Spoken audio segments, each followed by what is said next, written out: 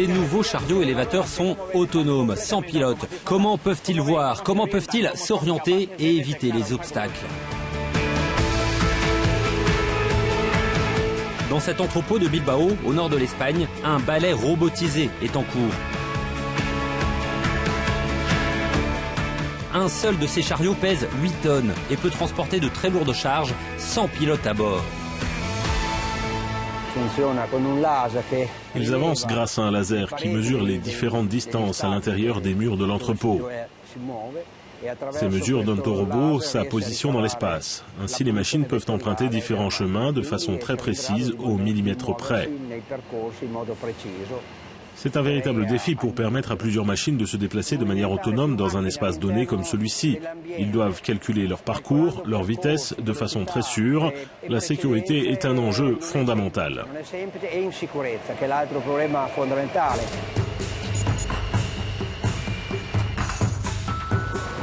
Est-ce que la technologie permet à ces prototypes de travailler de façon autonome?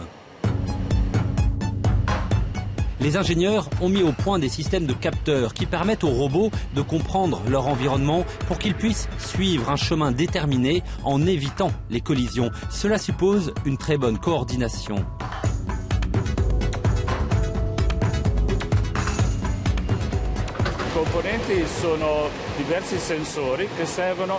À bord, il y a différentes sortes de capteurs qui surveillent s'il y a des personnes autour du robot. Ensuite, en haut, il y a un capteur de navigation. Nous avons également 2 caméras omnidirectionnelles et le système de contrôle à l'intérieur de la machine. Il gère tous ses mouvements et le chemin à emprunter. Il est connecté aux systèmes centraux de commande avec un signal Wi-Fi. La grande nouveauté de ces prototypes, c'est une vision efficace. Des scanners et des caméras en 3D permettent aux chariots de voir autour d'eux dans toutes les conditions de lumière pour éviter les obstacles tout en garantissant la sécurité des travailleurs. Les systèmes électroniques fournissent une description des milieux environnants.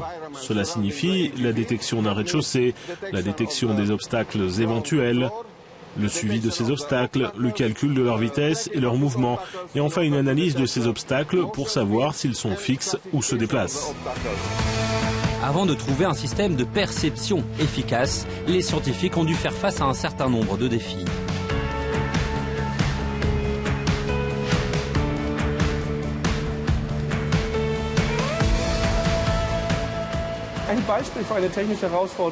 Les conditions d'éclairage dans les entrepôts représentaient un défi majeur.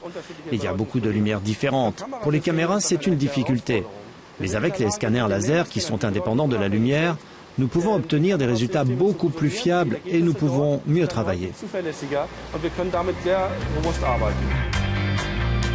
Les chercheurs réfléchissent maintenant à la destination de ces machines qui pourraient aider tout le secteur industriel européen. La phase de développement va durer 1 à 2 ans. Ensuite, ces produits pourront être proposés à la vente. Le marché potentiel est énorme, même si aujourd'hui les chariots automatisés ne représentent que 1% du total des ventes dans le monde.